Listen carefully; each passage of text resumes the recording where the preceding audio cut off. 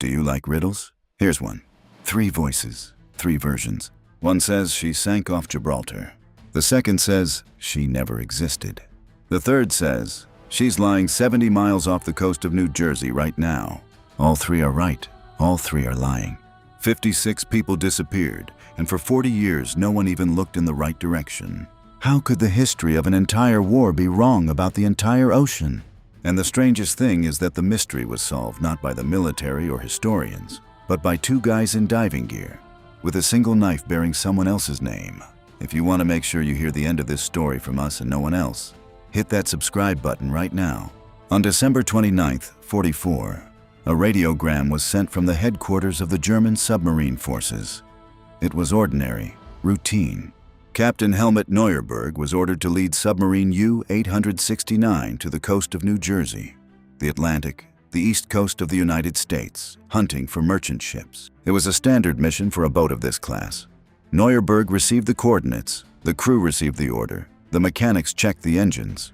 Everything went according to plan exactly until the moment the plan decided to change itself.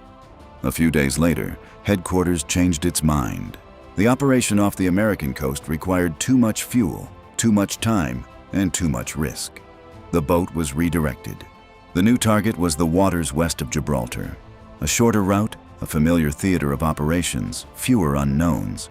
The radiogram with the new orders went on the air on January 10th, 45. The submarine did not answer.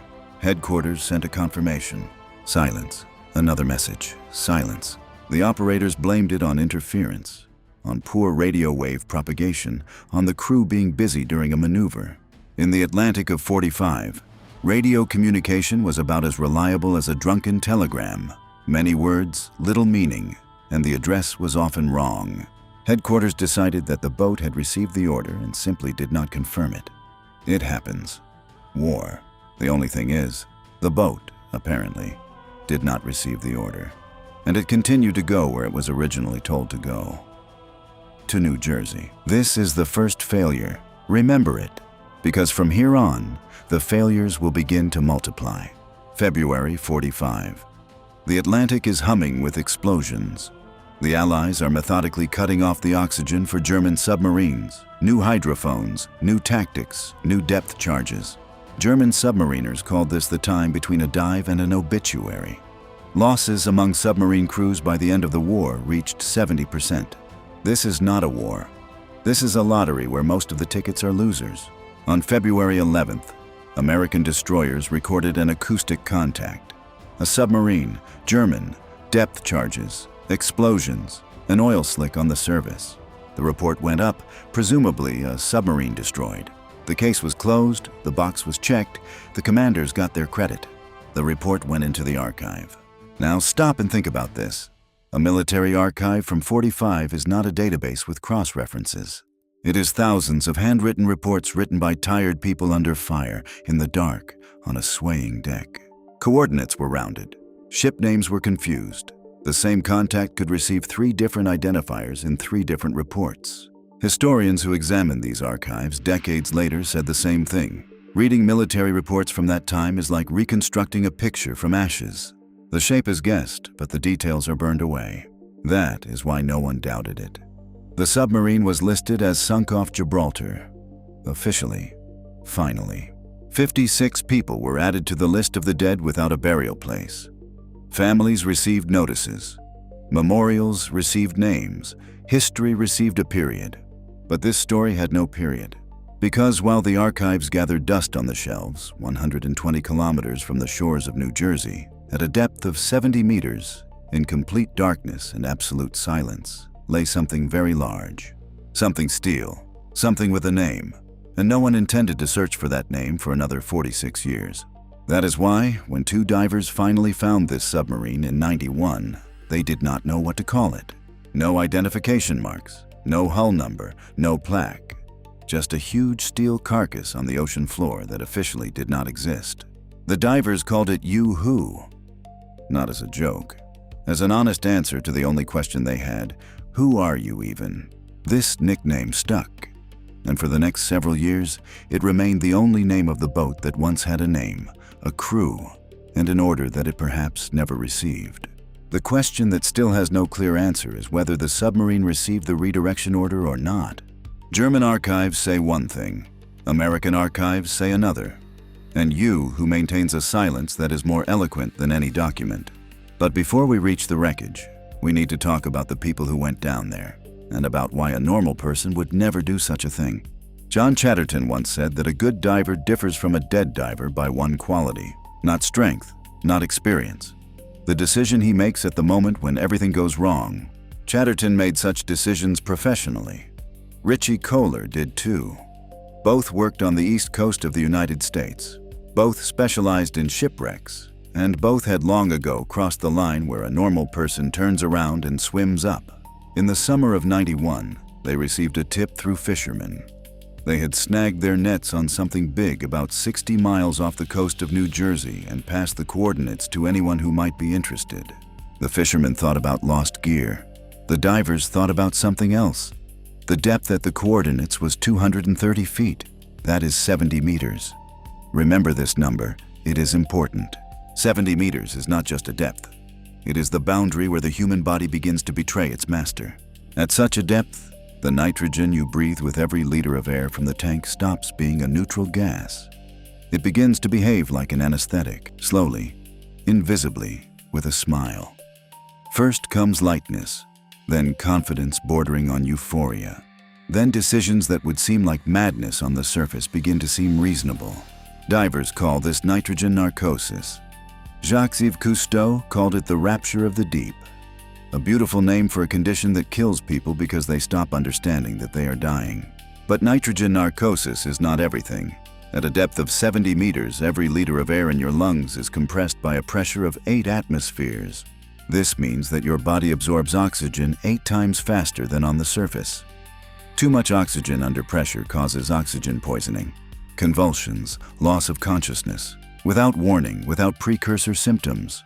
A person is just swimming, and suddenly they are gone. That is why technical divers at such depths do not breathe ordinary air, but mixtures with helium. Helium does not cause narcosis. However, it is expensive, requires complex equipment, and does not forgive calculation errors. And that is not even the most terrifying part. The most terrifying part begins on the way back. When you rise from a depth of 70 meters, the nitrogen dissolved in the blood under pressure begins to release back into gas. If you rise too quickly, gas bubbles form right inside the vessels and tissues. Decompression sickness. In a mild form, it is joint pain and numbness of the limbs. In a severe form, it is paralysis, stroke, death. To prevent this, divers are required to make decompression stops at different depths, literally hanging in the dark water and waiting for the nitrogen to exit the blood peacefully. A dive to 230 feet can take 20 minutes.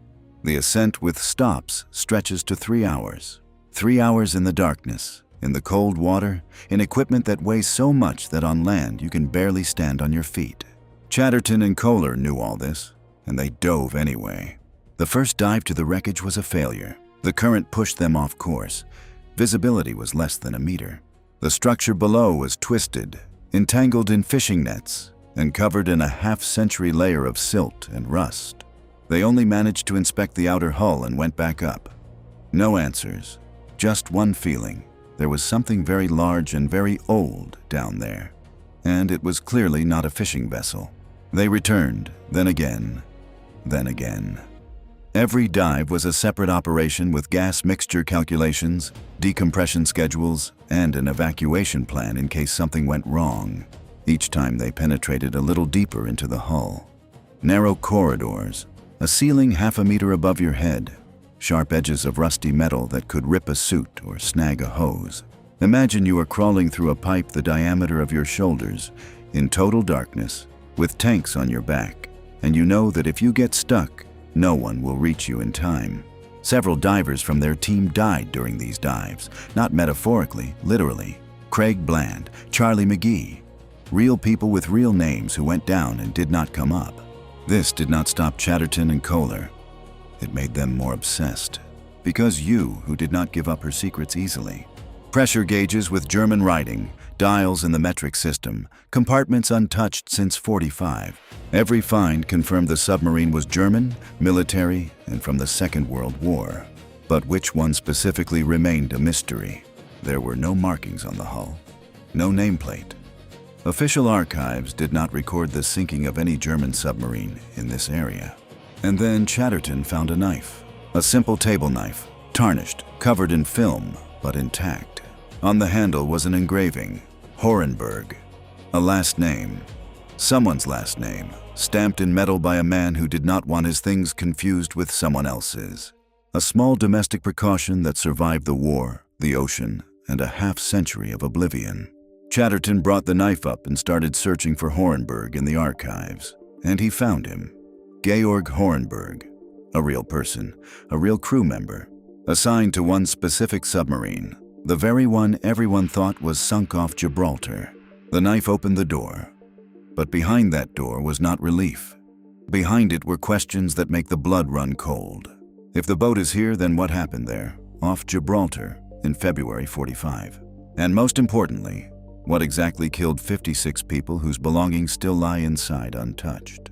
There are things that war does not have time to destroy, not because it forgets, simply because sometimes the ocean is more careful than time. When Chatterton and Kohler began to penetrate deeper into the hull of UWho, they expected to find metal, rust, and destruction. They found life, frozen, sealed, and preserved by cold water in the absence of light. But life. Traces of people who ate breakfast, argued, were bored, afraid, and hoped to return home. Let us start with the crew quarters. Bunks were stacked like sardines in a tin. Literally, an adult man's shoulder could barely fit between adjacent sleeping berths. 56 people shared a space where in peacetime at most 20 would fit. This was not a ship. This was a steel pipe packed with people who were ordered to live in it. Books lay next to several bunks. The pages were warped by decades underwater, but the text was readable in places. Someone took fiction to war with them. In the galley, plates stood on the table. Not fallen, not scattered by an explosion, just standing as if the owner stepped out for a minute and never returned. Cutlery lay nearby. In the corner, a ration tin was found, sealed so carefully that the divers stared at it in silence for several seconds before realizing it was 80 years old. Low oxygen levels, cold water, and a complete absence of light and currents. The Atlantic created a perfect natural museum. Rubber seals on the locker doors held fast. Paper documents, fragile as leaves in November but still readable, lay in their places. Even uniforms with patches and emblems were preserved in several compartments. The ocean took the people and left everything else. Then the divers found a locker with an open door. Inside, a pair of leather gloves, a deck of playing cards in plastic packaging, and a rusty harmonica. Someone in the middle of a war, under the pressure of 7 atmospheres, surrounded by torpedoes and death, found space in their personal area for a musical instrument. Not for a weapon, not for documents, not for letters. For a harmonica. Chatterton later said that this discovery hit him the hardest. Not the pressure gauges, not the torpedoes, not the traces of the explosion. The harmonica. Because a harmonica is a choice. A person chose it, packed it, brought it on board, and put it in a locker. This is the decision of a living person who had tastes, habits, the ability to be bored, and a desire to drown out that boredom. In the central control room, the levers and control buttons were preserved. Most of the pressure gauges had shattered under the pressure, but some remained on the walls with German inscriptions next to them.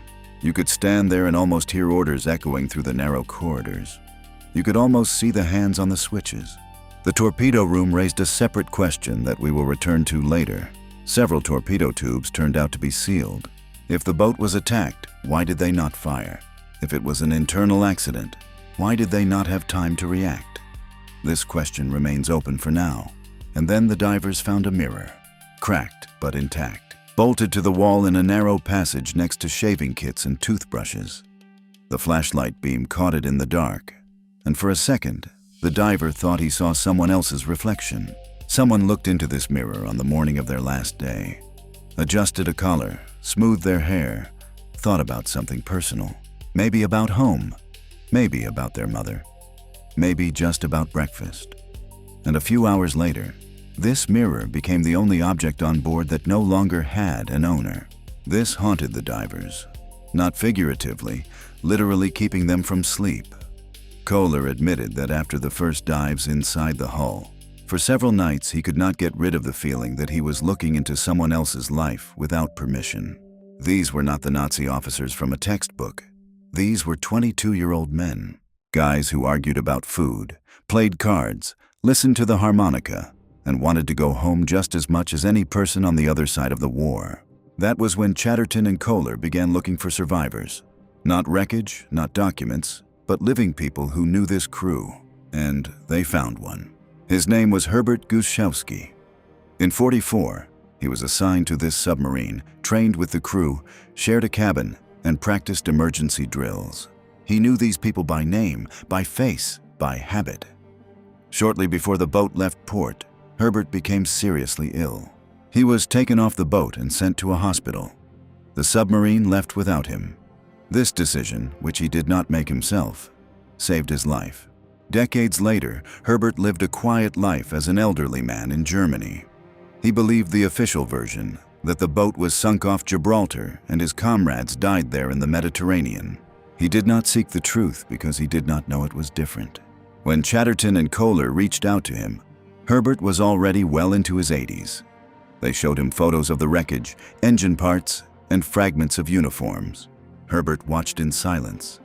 Then they showed the knife, the one with the Horenburg engraving.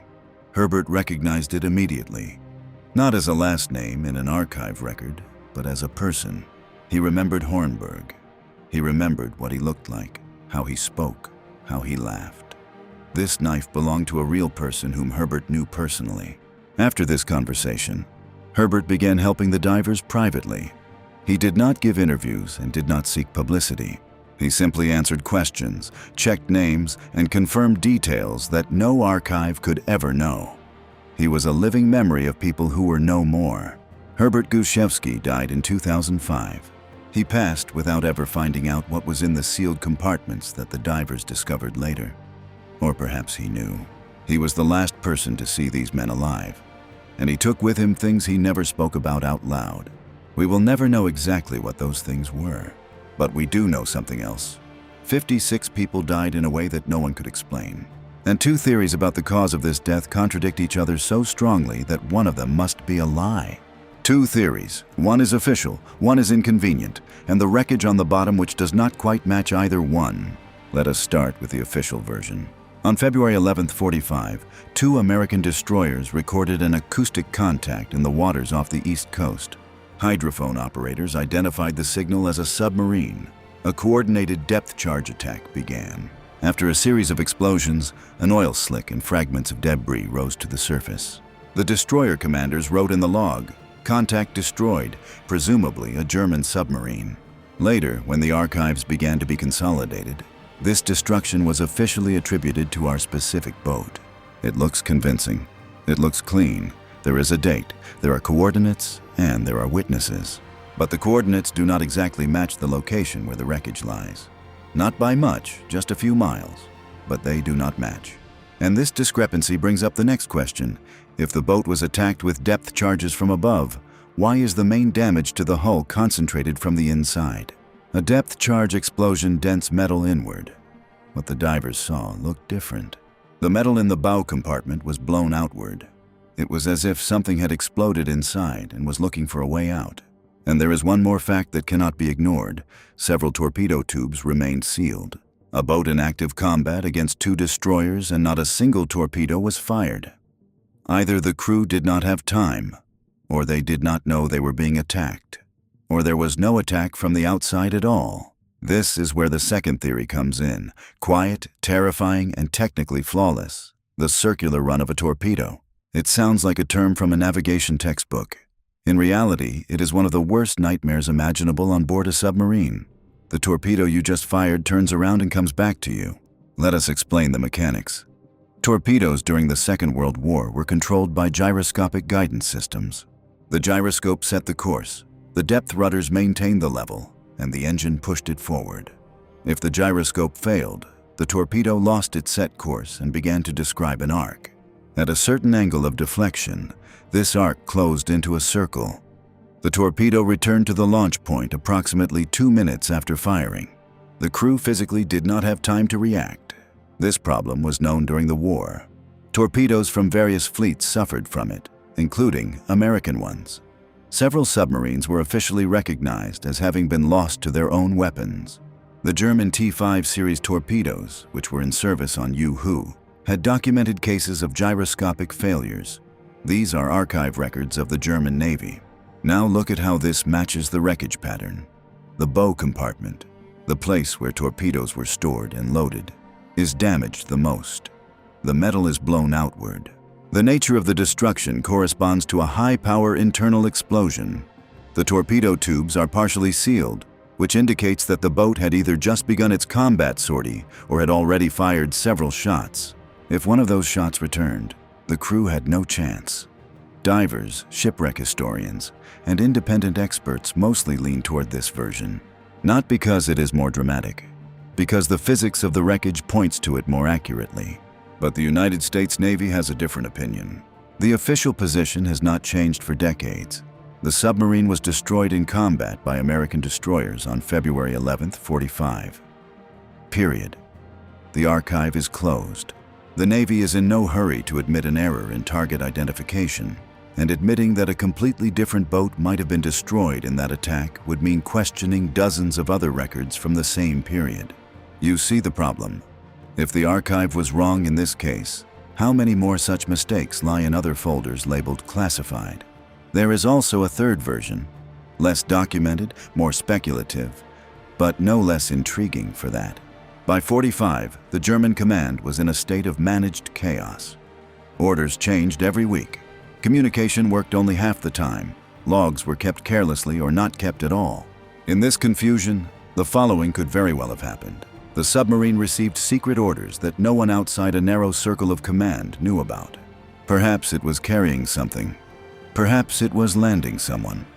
Perhaps it was performing a mission that, after the defeat of Germany, was beneficial for neither side to publicize. This version explains the strange location of the boat, the lack of defensive actions, and the classified silence around certain artifacts recovered from the wreckage. 3 versions. An attack by destroyers with mismatched coordinates, the circular run of its own torpedo with convincing physics of destruction, a secret mission with 0 documentary evidence, and a maximum of uncomfortable coincidences. Not one is completely closed, not one is definitively disproven. And here's the strangest thing about this entire story. The boat has been lying there for 80 years. The wreckage has been studied inside and out. The archives of both sides have been combed through several times, and the question of what exactly happened in the bow compartment on that last day is still open. Maybe the answer is still there, in the sealed compartments where no one has entered, in the documents that no one found, or in what Herbert Guskowski knew and took with him.